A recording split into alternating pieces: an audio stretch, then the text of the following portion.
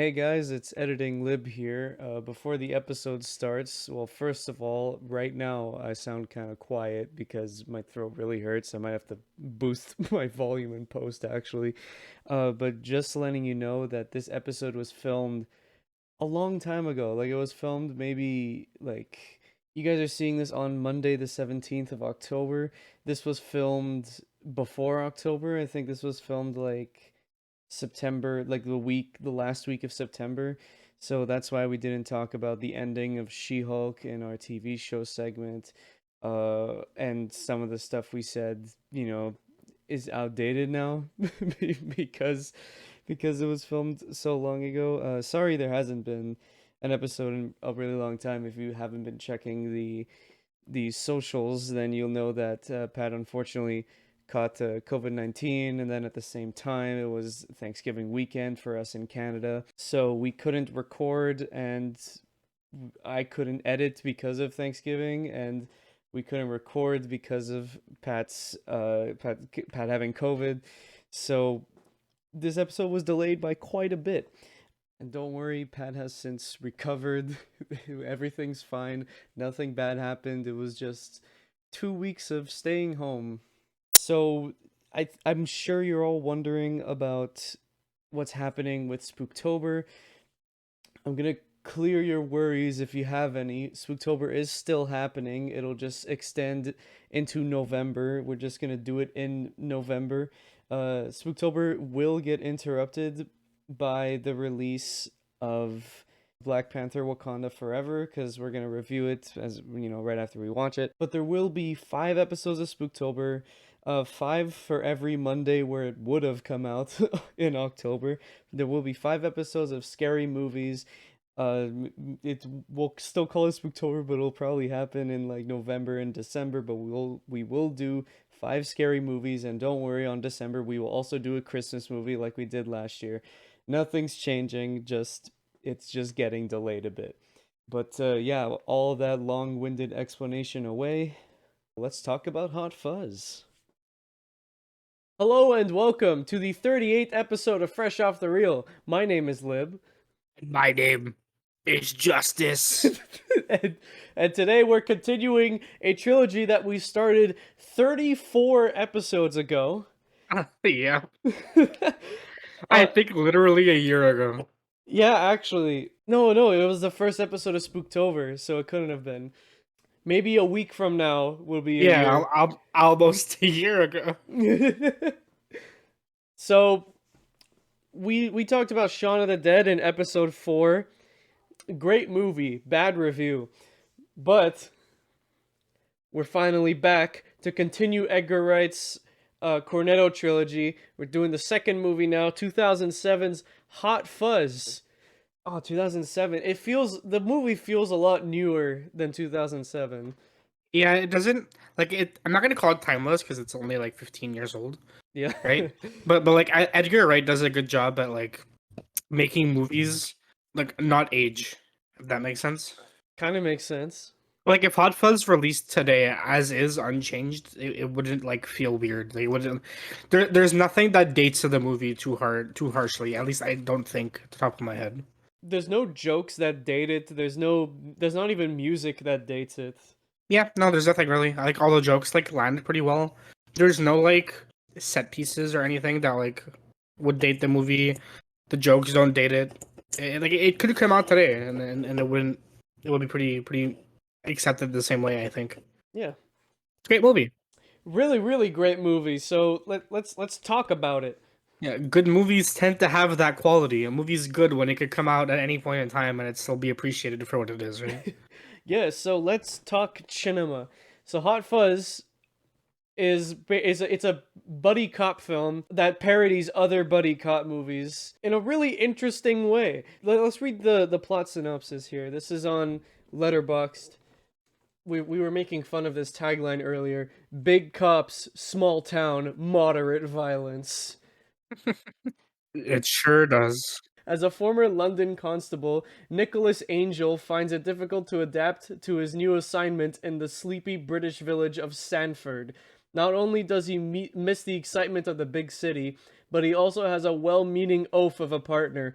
However, when a series of grisly accidents rock Sanford, Angel smells something rotten in the idyllic village. So it's like it's a mystery film kind of. Yeah, I don't want to, because I like, well, we watched the movie together like a week ago. Oh, not even actually, not even a week. But I don't want to call it a whodunit because the movie doesn't like try to surprise you with who the killer is. It doesn't like it's a mystery that you have to figure out, but it's not a whodunit mystery, you know. But it's a good mystery. The movie makes it pretty obvious who the main bad guy is. It's James Bond. Yep. And like the whole movie, you're kind of like meant not to trust anybody to begin with, right? So like when all these layers start to come undone, you're not like surprised, you know? Or like yeah, like that checks out. Like that guy's an asshole, you know? Yeah. Right away you get like some of the weirdness because as soon as Sean Penn Yes, Sean Penn. as Simon Pegg, Pat was making that joke the whole fucking movie. As soon as Simon Pegg makes it to the town and he like joins the neighborhood watch, you there's already some of the weird stuff happening because all these people are complaining about is the this living statue guy, like one of these Yeah, street performers is doing a living this statue. this living statue and then this swan that's on the loose. The big crime of the city is a flock of swan who got loose. Yeah. And there's one specific swan that they can't catch. And who would have fucking thought that that swan was the Chekhov's gun of the movie? Actual insanity. It is. But anyway. This movie, in true Edgar Wright fashion, you got stuff that's at the very beginning of the movie that turns out to be really important for the ending. Going back to the living statue, you find his dead body later in the movie. Yeah, everything kind of comes back. There's like a joke early in the movie. Because like when I'm not say Sean Pegg. Simon Pegg joins the police force. Like they go to a bar, right? And like he's the only one there who has like his gun on him. And everyone's like why you all like suited up and shit. And then you never know you might get into a fight. And the two detectives are just like, oh, everyone's packing, everyone and their grandma. And then when you go back to like the action sequence at the end of the movie, literally everybody pulls out fucking assault rifles and like heavy artillery. Yeah. It's really good. There's a lot of little jokes like that we'll talk about throughout the course of the review. Yeah, it's just like what we said for the Shaun of the Dead review, that a lot of things just repeat themselves in this movie, but it's not annoying or anything. Like the running jokes are really clever. Like there's one part where I think it's either the same bar scene or the one right after where they ask him why he wears a stab-proof vest, and he's like, "I've been stabbed before. I don't want it to happen again." But throughout the movie, as Simon Pegg like adapts to living in the village, he takes it off. He doesn't wear it anymore, and then later he gets stabbed. Yep. And like, well, like the obvious thing happens in that moment too. It's like early, like before that, he has like a notebook in his pocket where he eventually gets stabbed, and it's like, oh look, he got protected. Yeah. Teehee. So let's talk about the characters because this movie has a lot of them and they're all really really good and They're really all great, funny. yeah. So Simon Pegg's character, it's Nicholas Angel. I said it like 2 minutes ago and I didn't remember the fucking Yeah, name. he's like the no nonsense cop character that you see in all these like action movies. Like he's like the diehard. He's the bad boys. He's the guy, you know, in all these cop movies. He does a good job at like parodying those archetypes well, I think. It's weird seeing Simon Pegg be in this like uber serious role, you know? Yeah, because it like in Shaun of the Dead and in Paul. In World's End, he's like not like he's not a joke per se, but he's not as serious as he is in this movie. Like in this one, he really is like no nonsense at all. We have a mission, we have a job, and that's all I care about, right? And it's part of his character. That's why his wife leaves him. Like they integrate that well into this character story. Yeah, because he's like he doesn't know how to switch off, is what everybody keeps saying in the movie. Yep.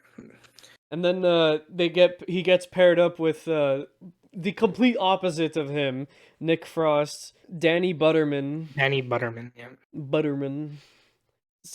I think he's like probably my favorite character in the movie. I think of the Cornetto trilogy, this is my favorite Nick Frost character. He's not in. I mean, he's in Shaun of the Dead a lot, but like he doesn't have as much screen presence in Shaun of the Dead as he does here. And I don't like The World's End too much. So I don't really care about him there either. But I think this is his best like character in this trilogy. It's he's really fun, and he plays a pretty integral part to the story too. He's not just the sidekick.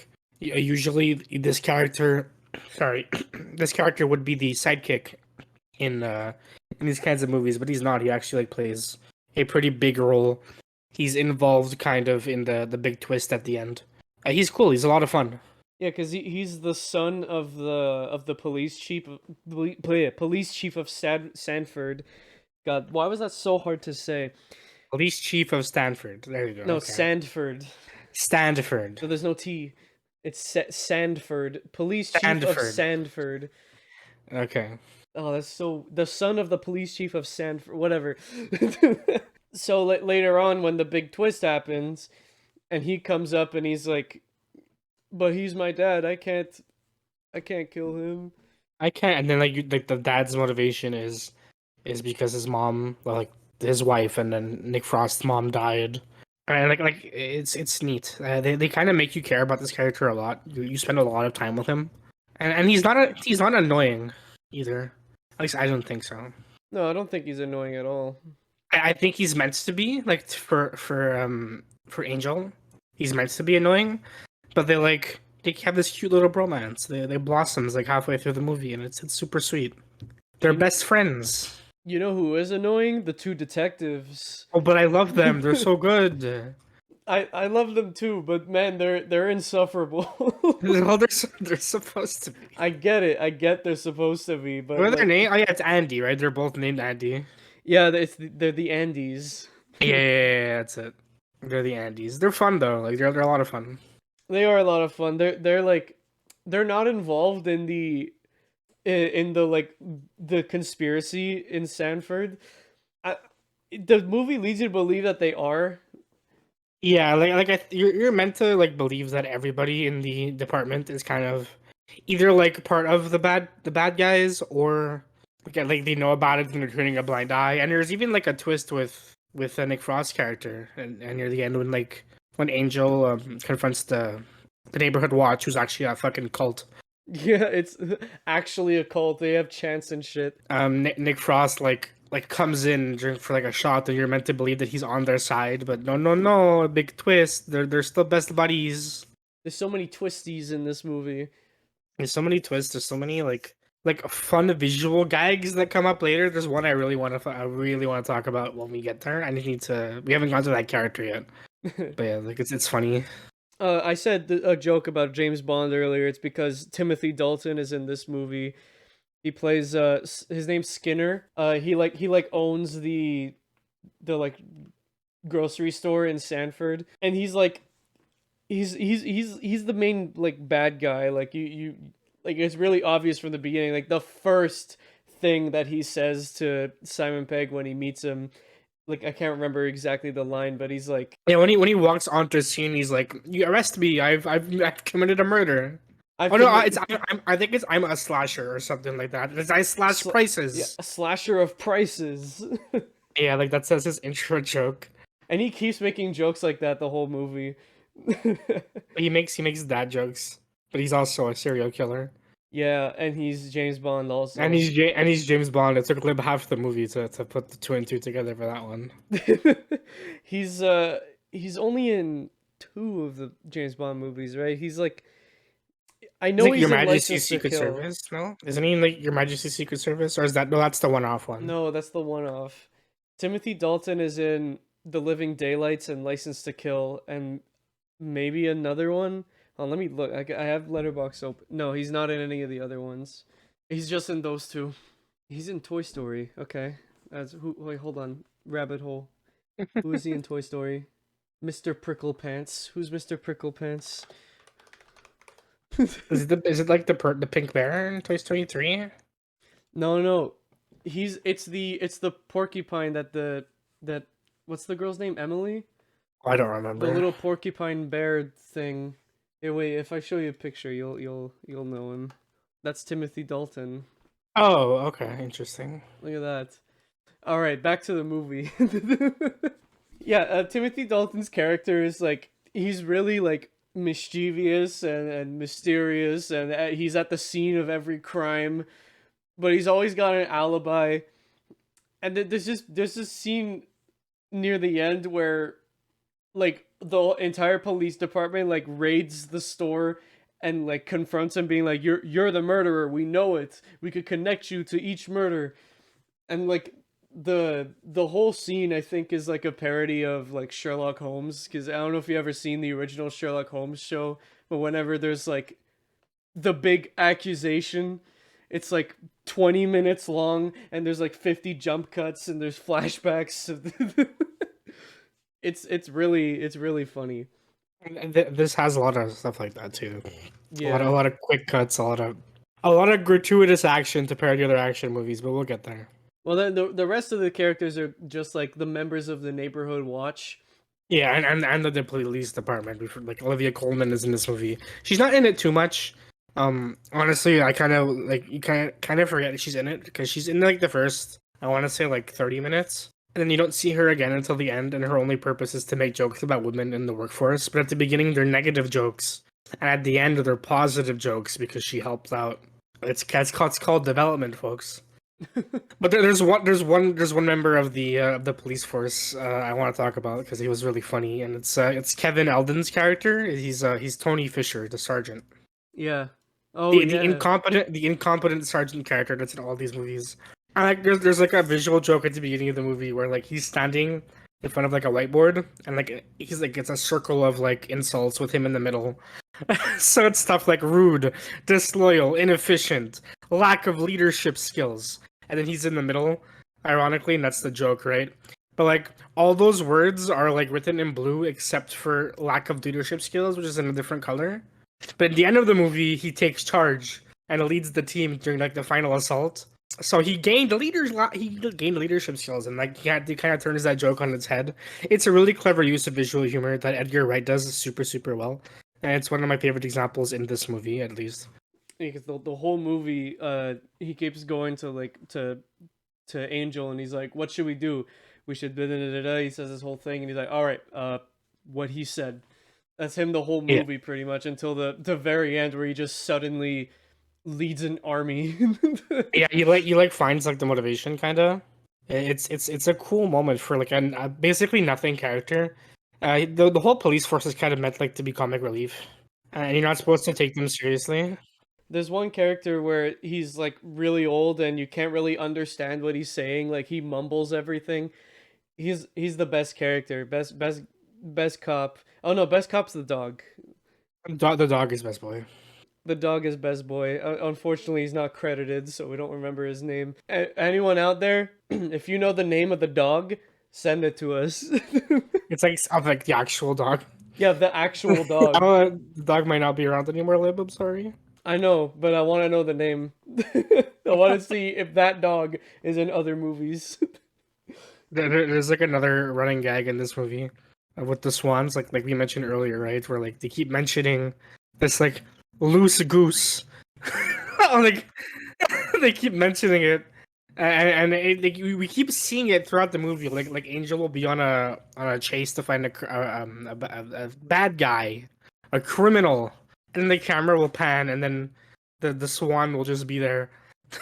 And then at the end of the movie, the swan comes back. The swan gets the villain. He gets Timothy Dalton. He saves the day. The He swan does saves the day. indeed saves it. It's just really funny. And there's a lot of swan imagery in the movie, like in the hotel that Simon Pegg is staying at. There's swans like everywhere. The whole village is like covered in pictures of swans. I don't know what the fuck is this village's obsession with swans, but this swan's pretty important. And Stephen Merchant makes a cameo in this movie. He Uh, does. just to like add to the swan joke, because like the first time he gets the call, it's like there's a swan on the loose, we have to go find it, and he thinks it's a joke, like he thinks it's that they're pranking the police department. He's like, oh really, there's a swan on the loose. Well, Yeah. yeah, I guess we gotta go find it. There's another like joke at the beginning of the movie that's made that I like a lot. It's when Angel first comes to Santon. Sandford. Sanford. I'm gonna call it Scranton at some point. I'm just gonna roll with it when I do it. Um, it's when he meets like the hotel clerk, Oh yeah. and he's like, "Oh, I'm Joyce Cooper," and he's like introducing herself, fascist. And then Angel's like, "Oh, I'll find my room on my own, hag." And she's like, "I'll beg your pardon, evil woman." Considered frightful or ugly, it's 12 down, and you're talking about like the crossword puzzle. But at the end of the movie, she ends up being a villain. She's an evil woman, and they have that hag fascist exchange again at the end. But at that point of the movie, it's not crossword; it's genuine because he's British and she's a villain. It's so good. It's a like I like it, it's like a funny joke when you first hear it, just in the moment, because oh, they're talking about crossword puzzle, and then when it comes back later and like it all connects together, it's so funny. This movie has so many good jokes. And the best part about this movie is that it actually lays out an actual mystery that you can solve. Like there's hints and clues that you could pick up on. Like the biggest ones are like whenever he's at like the dépanneur, the whatever, the corner shop, and the owner of the shop is like talking on the walkie-talkie to the members of the neighborhood watch. Yeah, The like those lines usually have like a little hint, and I did like it was a surprise to me that it was everyone at the neighborhood watch. I thought it was Timothy Dalton, but I was like, oh, that might be a fake out, and it might actually be the police chief. But I was right on both because it's all of the neighborhood watch. yeah, it's the entire neighborhood watch. And then, like they Um, tried like recruiting Simon Pegg and Nick Frost into the neighborhood watch, and like Nick Frost didn't know that they were doing like evil shit. He just thought it was like a club that his dad goes to. yeah, and then like shit would happen, and he would just never question it. Like he wouldn't like not that he wouldn't do his job, like he was naive. He just didn't think about things more than once. He took everything at face value. So when like it all comes together in the end, he's like, "Oh shit! I was under my nose the whole time." And then he Whoa. pretends to have known the whole time, and he kidnaps Angel. Yeah, to give him an escape. Yeah, to give him an escape. After that point, the whole movie is just like a super long action sequence. It's so good. Like the choreography is perfect. The last act is genuinely like one of my favorite action sequences in any movie ever. It's so good. The setup leading into that action sequence is fantastic, and then the payoff at the end is so good. Like all that action just really ties together in such a neat and fun way, and it all uses stuff that's like established in the movie. Like earlier in the movie when they find like this big bomb that they think is gonna go off. Yeah, it's like there's like a mumbling old guy, and they have to translate it with their mumbling old guy. Yeah, like we see the bomb be put away in like the weapons locker, and we see all the weapons, and that's it. We move on.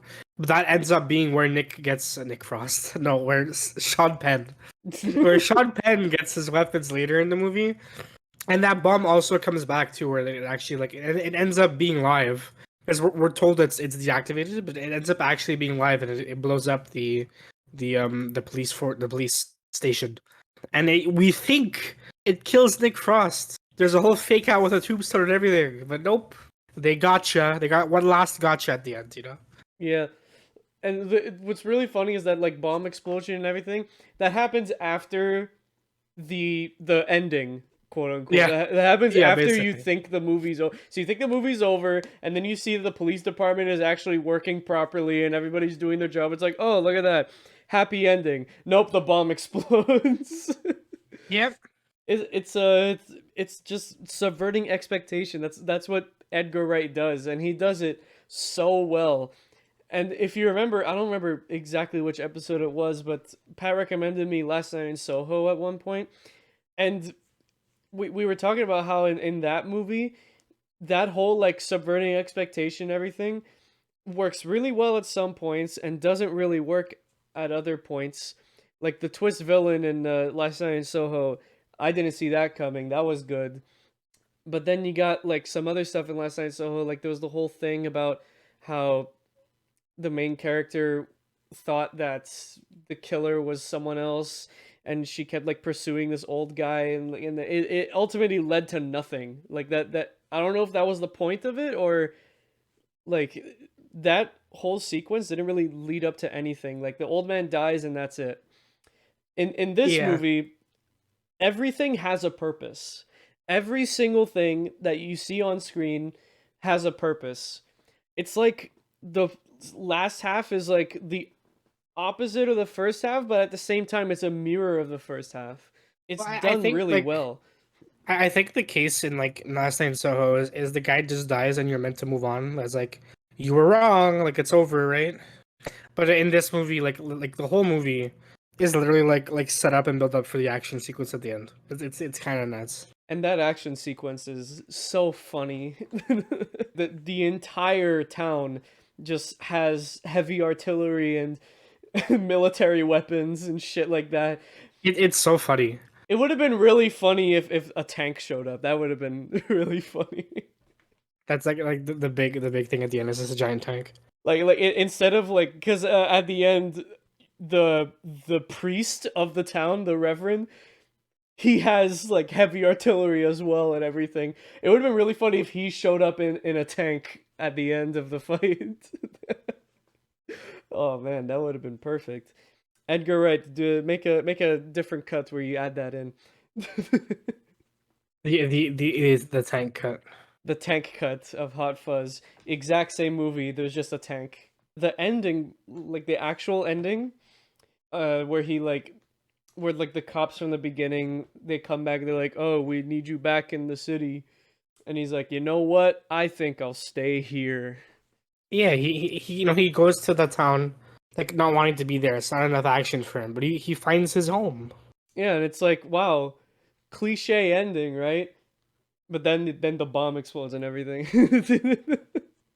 And he finally gets that house at the beginning. Oh yeah, they because at the beginning they mentioned like, oh well, we have you a house. It's all ready and it's furnished and everything, and we're ready have you move in.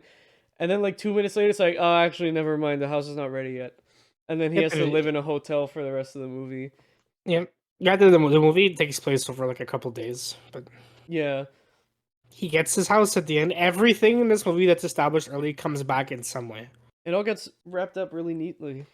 I don't have anything negative to say about this movie, really. Yeah. Which like I didn't give it 5 out of 5. We didn't go over our scores. But Oh I gave it yeah. four. I gave it 4.5 out of 5. I also gave it 4.5.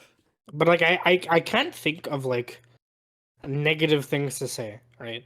Like I've heard a couple people say that like they didn't find it funny, which is fair because like what makes you laugh is subjective, right?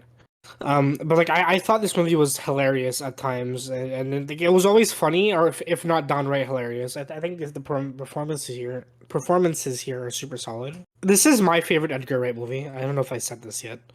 This is your favorite? This is my favorite Edgar Wright movie. My favorite Edgar Wright movie is still Baby Driver. Baby Driver. Yeah, I couldn't think of the name. Yeah, no, I think this is my favorite Edgar Wright movie. I think this is his best work still. Whether you agree with that or not is up to opinion. But I love this movie. But yeah, I have nothing negative to really say. It's a fun watch. Even if you don't know what's gonna happen going into it, I think it's something you'll still enjoy. I mean, just go watch it if for some reason you haven't seen it. This is the best of the Cornetto trilogy, at least in my opinion. Lib, you haven't seen World's End yet, right? No, I haven't Yes. seen it. Yeah, this is Lib's first time watching this, by the way. Yeah, this was my first time watch, and it was a really fun watch. It was really really really fun. I mean, I think like the Cornetto trilogy is just such a funky weird trilogy, but it's great. There's a lot of like connections between all three of them. Like they're not sequels to each other; they're all separate. No, but there's But, like, Easter eggs to each There's other. Easter eggs to each other, and like all of them have like similar themes.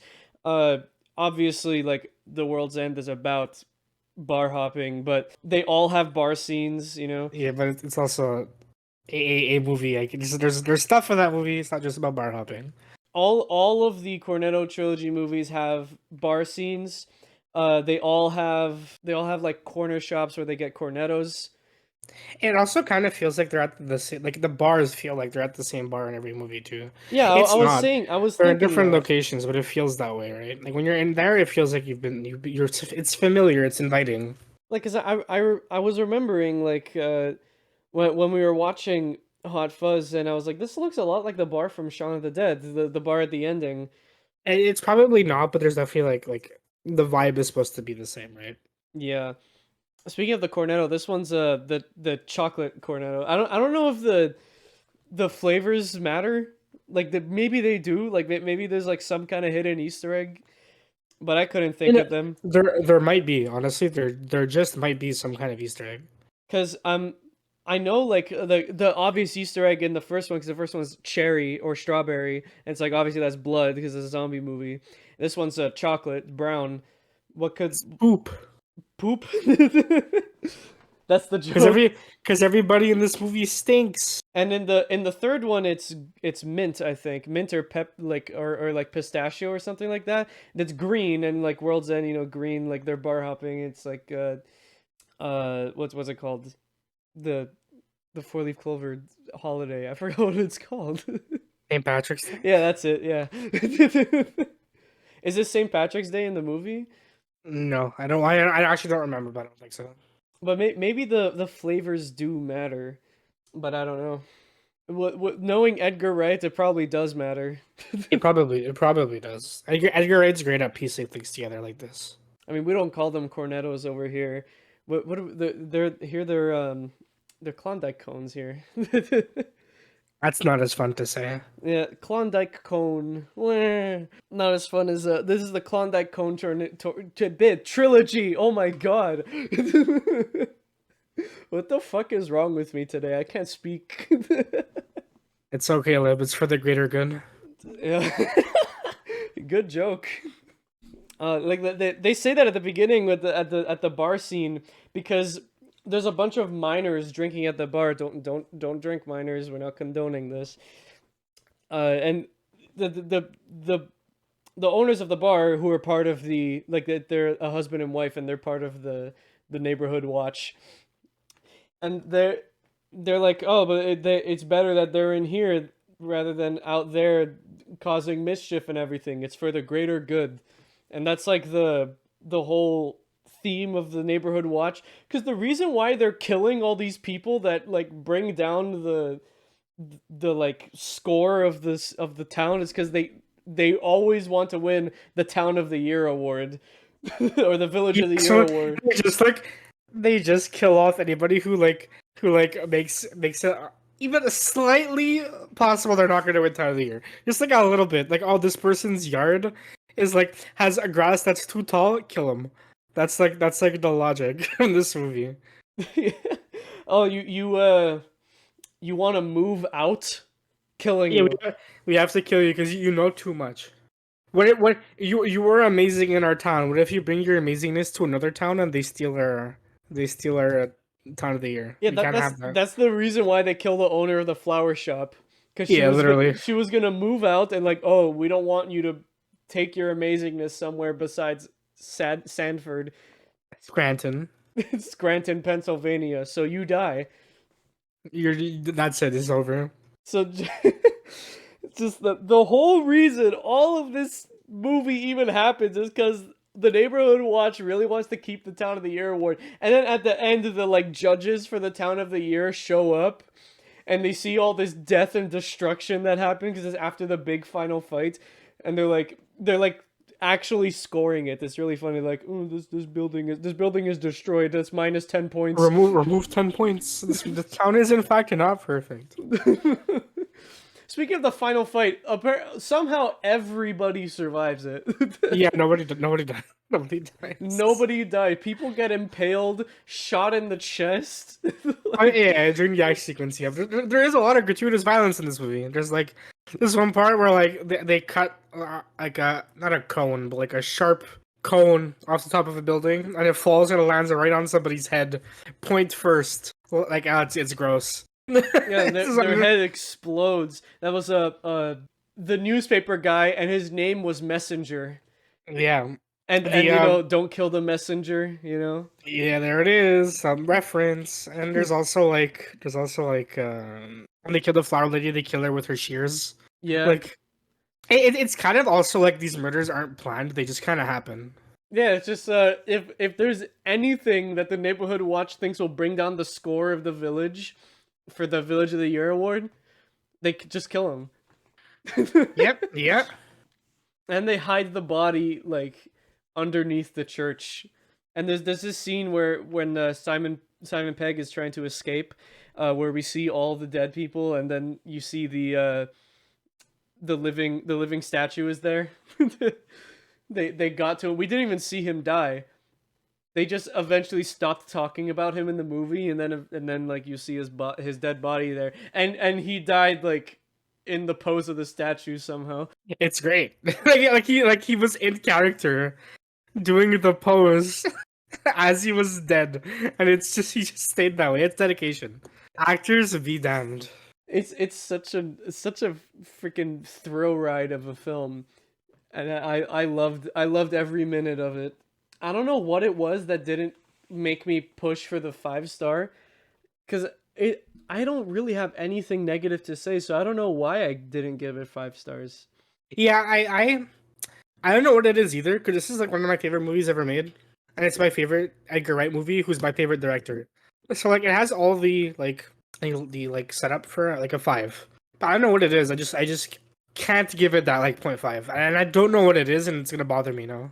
Cause I'm like, see, cause I'm a believer that like no movie is perfect, right? But I still give 5 stars to certain movies because like I love them so much, and I love this movie so much. But I don't know what it is that keeps me from giving it that 5. I don't know. It's something psychological. Yeah, but it's really good. It's fantastic. If you haven't seen it, please do. Like it's great.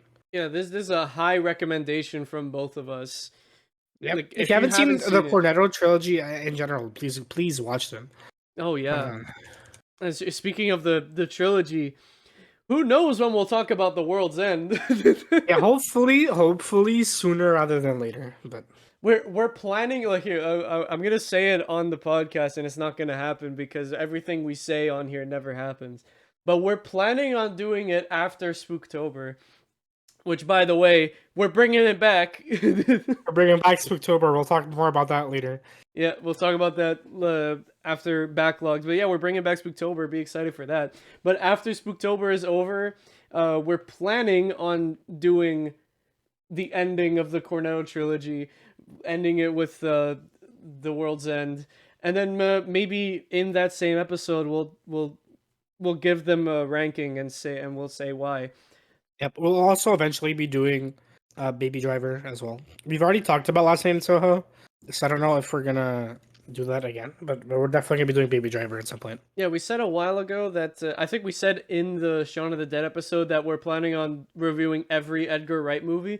We were gonna do it in order, but then we lost track, and then we just didn't do Hot Fuzz, and then did Last Night in Soho instead because that was new at the time. So hopefully we'll have done The World's End after Spooktober, and then we'll move on to Baby Driver, and then we'll do Scott Pilgrim. Well, Scott Pilgrim first, then Baby Driver. Scott Pilgrim is first. Yeah, then Baby Driver. We're probably not going to dedicate an episode to Last Night in Soho, but we might mention it in passing. There is another Edgar Wright movie called Grindhouse that I don't think either of us have never seen. What's really interesting is that earlier today, Pat and I were like, we should review a Tarantino movie. And what's funny is that Grindhouse has 5 directors. One of them is Edgar Wright, and one of them is Tarantino. Maybe, and it's a horror movie. Yeah. Hey, maybe. Spooktober might go longer than we originally planned. Well, Grindhouse it's apparently two movies put together. So it's 3 hours 11 minutes. Ooh, yeah, okay. It's 2 movies put together. Interesting. Rosario Dawson's in this movie. Kurt Russell's in this movie. Yeah, Mary Elizabeth Quentin Winstead. Tarantino is in this movie. I'm not Yeah. gonna say who he plays because that's a character. Wait, where is he? Let's look up the cast for right now. What the fuck? Yeah. Anyway, yeah. This looks good. I'm gonna watch this. Yeah, we Oh, should. Grindhouse is Planet Terror and then Death Proof. Yeah, Okay. that's what it is. Okay. I may have to check this out. It's a duology. It's like Kill Bill, the whole bloody affair. Yeah, I guess that's fair. Yeah. Well, yeah, that's pretty much it for Hot Fuzz. That was a quick review. It felt quick. But yeah, we're good for. Yeah. I can't speak today. Great movie. Watch it if you haven't seen it. Watch the Cornetto trilogy if you haven't seen it, and watch all of Edgar Wright's other movies because they're all fantastic. Like they're all great. But now we're gonna move on to talk about a TV show that we have been watching a bit of. Andor started airing last week, Yep. and we watched the 3 premiere episodes, and they're really, really good. The next episode is tomorrow at the time of recording, right? Yes. Oh, it could Okay. be today actually. Hold on, let me check. I don't think it was today because I didn't see anything about it on Twitter. So Twitter man, always on Twitter. It was today. Twitter lied to me. So I guess we could, depending on when what I'm doing later ends, maybe we could watch Andor later. Yeah, but the first 3 episodes of Andor, it makes sense that they premiered 3 episodes at once because all 3 of them tell like one story pretty much, which Yeah. is just like the beginning of Andor because Andor is going to be a 12 episode. Season 1 is 12 episodes, and there's confirmed a season 2 with another 12 episodes, totaling 24 episodes in total. So they're really giving this show the Mandalorian treatment, and this is what I've been. I think this is what I've found because we've said before that Mandalorian feels like a fluke because it's so good, and all of the other Star Wars shows are terrible. But I think it has to be that the shows that the creators have more faith in make them longer, and those are the shows that hit, right? The Mandalorian, Andor, Clone Wars, you know. I really hope.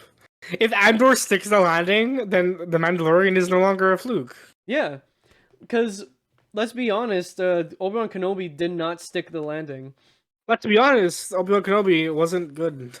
It was fine. It was fine at best. Like it was good in the moment, but then after you grow on it, it's like, yeah, it really wasn't everything it should have been, you know? Yeah, I think once you get past the like, oh fuck, Vader's fighting Obi-Wan again. This is so cool. Like the hype you get from that. Once you're past that and you think about the show for what it is, it's not great. And that's kind of how I feel about all of like Disney Plus, the Disney Plus shows, at least the Star Wars and Marvel ones. Yeah. Except the Mandalorian, which has been fantastic. But now the Andor, if Andor continues, if they keep up the momentum and sticks the landing, Andor might be up there with the Mandalorian. Yeah, and even Andor like even has the like space western vibes that the Mandalorian has. So far with the 3 episodes that we have, and the 4th one's already up, but we haven't seen it yet. We'll get back to you on that next week. But so far, this show is like top notch. It's the second best Star Wars Disney Plus show, but that's because all the other ones are not that great, and the best one's The Mandalorian. Yep. But just from those 3 episodes alone, I could tell this show is gonna be great. I think it's gonna stick the landing. I'm excited for episode 4, which you may or may not watch today. Yep. Another show that I finished watching since last episode is I finished Cyberpunk Edge Runners. Yep. I finished it before we recorded last episode, but now we have both finished it. We could talk briefly about it. I think I said what I felt last time. I think it's really good. But yeah. Yeah, I mean, I don't really have much to add. I just finished editing the the episode where we talked about Edge Runners, and everything you said, I pretty much think the exact same thing. I saw online that a lot of people said that the ending made them cry. Ending didn't make me cry. I mean, it was a good ending. Yeah, I think the ending is really good. I think the ending is very sad, but it didn't make me cry. Just because I think the ending is obvious, right? If the show was longer and I got more attachment to the characters, maybe it would have made me shed a tear. But it's only 8 episodes, so it's not enough time to grow attached to characters, I think. I became attached to them. I saw it coming. Yeah, I think yeah, I think I saw it coming too, but it still kind of caught me off guard, and it's a really great ending. Like I said in the last episode that the music is really good, but that was just I've only seen the first episode. Now I've seen the whole show. The music is top notch. Like Yeah, music's great. it's Music is so great. good. I want like let me see who composed it. I think Edge Runners is on Letterboxd. Yep, it is. The Jazzwalkers music is also on Spotify. Uh, This is the rest of the Cyberpunk soundtrack, which is generally pretty great. it's Akira Yamaoka who did the soundtrack for the Silent Hill movies. Okay. And interesting. His name's Akira. I know that. But like it doesn't connect to the video game, but that's understandable. I mean, Cyberpunk the video game doesn't connect to the original source material, which is a role-playing game akin to Dungeons and Dragons. So it's called Cyberpunk Red. It's called so.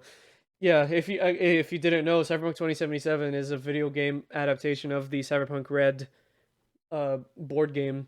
I think you've told me this before, and I forgot. Yeah, but Edge Runners feels more like the board game than it does the video game, but that's a good thing. I mean, like it's a really good show. It's probably my favorite anime, which is not saying a lot for me. From me, it's not saying a lot because I haven't seen a lot. I haven't seen most. I've only seen three, but yeah, that's Edge Runners. And lastly, and definitely least, She-Hulk is still going, and I still hate myself. All right, let's move on to Backlogged. This is the segment where we recommend each other movies. And last episode, I recommended Pat Solo: A Star Wars Story purely because it was the only Star Wars movie he hadn't seen, and I couldn't keep going, knowing that he left one movie out. So Pat, tell us what you thought. Before I watched Solo, I said, and I quote, "This movie is they're not gonna be good. I'm not gonna enjoy it, and it's gonna be a stupid waste of time." I have now seen it. I watched all 2 hours and 15 minutes of it, or whatever it is. It was stupid and a waste of time. This entire movie exists to explain away the "Oh, and I'm so fast" line from the original trilogy. Like it exists for that very specific fucking purpose, and it serves no other use to the story. Nothing at all. It did not need to be 2 hours. If the movie was just the fucking just the Kessel Run scene, if it was just that like 3 minute scene, would you gain anything else? No. But the whole movie exists to explain the Kessel Run thing, and that's it.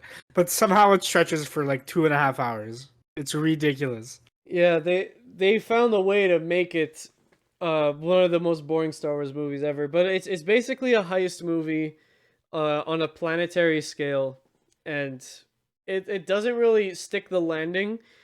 But I think it's a good movie. I don't even think it's a good heist movie. I think there's a heist in it. I think they kind of lose track of that heist, like because like the last act is like not even super related to the heist. It's just like an action sequence. Yeah, but I gave it 3.5 stars. I like it. I give it 2.5. I think the performances are pretty good. Generally, the CG is good. It's Star Wars CG. Star Wars CG tends to be pretty good. The music is good. Like it's a competently put together film with some good performances behind it. The droid that fights for like droid rights and everything, she's pretty funny. Yeah, but and like there's definitely worse Star Wars movies than this one, like by a mile, by a mile. But I think this is the biggest waste of time to watch in a Star Wars movie. Like you leave this movie gaining nothing because it doesn't give you any new insight on Han that you didn't already know, right? Aside from proving his credentials, I guess. But after watching him in like 6 movies or 5 movies technically, you don't need him to prove himself. He already did, right? So aside from like they give Han backstory, but I think the cool part about Han is he doesn't need it, right? Like he's just the cool outlaw that you think he's cool and you follow him. He doesn't need this like emotional backstory with like this love interest who he abandoned and he came back to, but oh, she's actually a villain. Like fuck that. Like I don't care. I like Han because he's cool. Han is cool for the same reasons that Boba Fett is cool. That's my hot take. People like Han because Harrison Ford is charming and they like assholes. Otherwise, he exists to sell toys. Like he doesn't need this big in-depth backstory. And the fact that he gets a movie, but characters like Obi-Wan got this fucking show that's not good, is weird to me. But anyway, Yeah, well, there you go. That's I've seen it now. I could say that I've seen every Star Wars movie now. And as a big Star Wars fan, I think that's something I should have been able to say a long time ago. Because I probably should have watched this when it came out. But it's done now. I did it.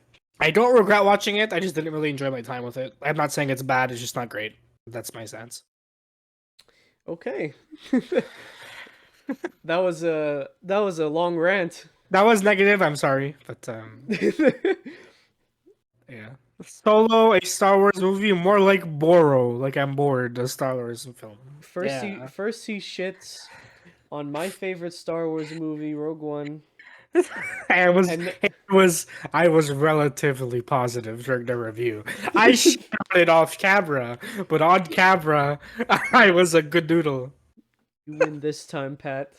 But maybe next time. You're suddenly gonna find all this. You were secretly recording me talk shit about Rogue One, and you're gonna include the footage here. Yep, here it is. Whoa, it's me, Pat. I watch anime and I drink coffee and I force people to watch bad movies for my personal entertainment. Hey, did you know Rogue One is really, really bad? I said that and I think it's true. I think it's true. I think Rogue One's really bad and Star Wars Episode 9 is the best movie ever created. My name is Pat and that is true. Bazinga, am I right? No, I don't have any of that. Imagine. But it's just like the Ryan Reynolds thing. Well, we found it. Take a look. Oh, speaking of Ryan Reynolds, Hugh Jackman is coming back. Yeah, and you know what that means, Lib. You know what that means. I have to finish X-Men. I have a movie to recommend you, Libertino. This week, I recommend you X-Men First Class. You're peeking. Oh my god. Yeah, like okay, cool. You recommended me X-Men First Class. Awesome. I'm gonna watch that next episode. But let's talk a little bit, okay? Because on Twitter, Ryan Reynolds was just like, "Hey, you know what? I feel kind of bored today. Let me announce a Deadpool 3, and at the same time, let me announce the release date, and at the same time, let me announce that Hugh Jackman is reprising his role as Wolverine in the movie in the MCU." What? Well, I mean, it's only gonna be like I'm pretty sure it's gonna be like Multiverse of Madness, or it's gonna be a one-off. Yeah, probably. It's not gonna be a cameo. He's gonna be a main character, but it's gonna be a one-off. They also confirmed today. They uploaded another clip today of saying, because like people were asking, because there's something in Logan. If you haven't seen Logan, skip ahead. Yeah, but Logan takes place in the future. In the future. So like the events of this movie are not going to affect Logan's ending. A lot of people were freaking out because Logan's ending is very meaningful. It's very important to them, and it's a good way to conclude Hugh Jackman's run as Wolverine. But don't worry, Logan's ending is not being touched. You don't have to worry about any of that. This is going to take place somewhere in the multiverse before the events of Logan. It'll be very fun. Hugh Jackman will finally wear yellow, I hope. Please, for the love of God, wear the yellow suit. Just like how Lando Calrissian wore yellow in Solo: A Star Wars Story. So like they're saying like Deadpool's introduction to the MCU, and that's what they're hyping up and everything. So I'm assuming after the whole multiverse jump thing that Deadpool's gonna stay in the MCU while Wolverine goes back to his universe. Yeah. Is this movie gonna tease mutants in the MCU? Maybe. Well, that's tease already happened. I guess canonically in the MCU, Kamala is the first mutant, but the ending of Miss Marvel is stupid. Did we talk about Miss Marvel? I don't even remember if we did. We didn't, and I don't feel like it, so... Well, anyways, thank you so much for watching, listening. Thank you so much for taking the time to listen to this episode of Fresh Off the Reel. We're finally returning to the Cornetto trilogy. Hopefully, going back later. Tune in next week where we will be bringing back Spooktober. But we have a little like thing we gotta mention here because Spooktober is starting on the second week of October this year because a little schedule mishap happened. Editing lib here. Try third week of October. Yeah, that's. Man, this was recorded a while ago. Okay. But Spooktober is still going to be 5 episodes long. We're not going to shorten it. The last episode of Spooktober will be coming out on the third week of November. And we will be picking a movie that's topical to that, so stay tuned for that. It's an interesting one. It so happens to have worked out that like one of our very good friends recommended us a movie that fits the end of Halloween and also November. Yeah. So stay tuned for that because Spooktober is coming back. And hopefully we won't create another worst episode, episode 5. we can try. Well, we could try to make an episode worse than episode 5. Yeah. Yeah. But next episode, we'll be talking about the original 1931 Dracula to start off Spooktober. Just to get a classic movie, one of the first horror films to really make it big. We might also be talking about a second movie at the same time, but we're not sure yet, so this part might get cut out. Yeah. But if it doesn't get cut out, yay! 2 episodes in one! I mean, 2 movies in 1 episode, yay! So stay tuned for that, coming out next week. 4th week of October. Hell yeah. That's also my birthday month. Ooh, maybe we'll do something special for Lib's birthday. We'll tie him up in a room and we'll make him watch something spooky. Damn.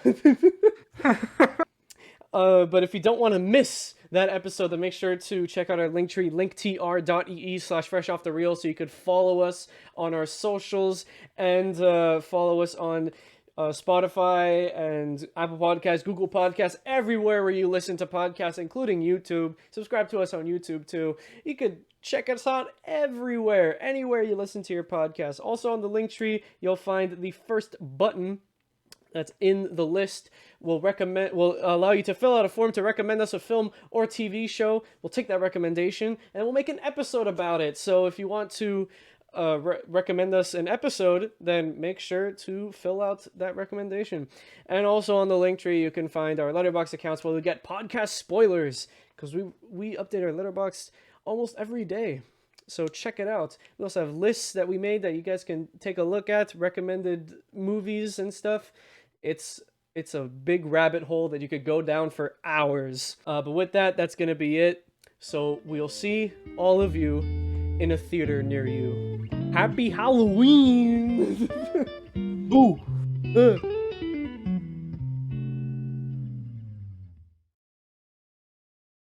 This is definitely not the second sound test. This is the first test. What do you mean? Turn off your... Oh, right, yeah. Gotta be careful, the drinks will go bad if we take too long. You see, people listening to this for bloopers maybe, Pat has a mini fridge in his room, and we've discovered that the mini fridge is what causes static in his microphone. We discovered that the mini fridge is terrible, and but it keeps my drinks cold, so... Speaking of cold drinks, ooh. I don't know if you heard that. I heard a little bit of it. Oh yeah, that's the stuff. What is this? It's one of those hard Arizona iced teas. Oh, yeah. There's like barely any alcohol in it, so I wanted an iced tea. This is the closest thing I had to an iced tea. I have to sneeze. Oh fuck! It's not coming up. It's not coming. I have to sneeze. There we go. There it is. Yay! All right, that's good enough. Not the third sound test. Totally. Not me launching Yu-Gi-Oh! Master Duel to check something and then close the game. Why? This is a test of sound. Did you think I was gonna go somewhere on that topic? No, I'm just opening Yu-Gi-Oh! Master Duel and I'm closing it. I do that sometimes for other games. I want to check if it's still there, you know? You just make sure it still exists. It's still on my computer. I wish it was. I mean, I hate this. What a terrible game. I don't mean Same. I also don't mean I agree. So Moon's Daydream came out and apparently it's really good. I want to watch it. Me too, I want to watch it. It looks crazy. It looks insane. It looks crazy. They released a poster for that Weird Al biopic. It's a parody of the Bohemian Rhapsody poster. Oh my god, wait, I need to see this. Oh, I see it. Yeah, it's quite funny. That's quite the parody. Daniel Radcliffe. I may have even Keck W'd, if you know what I mean. Okay.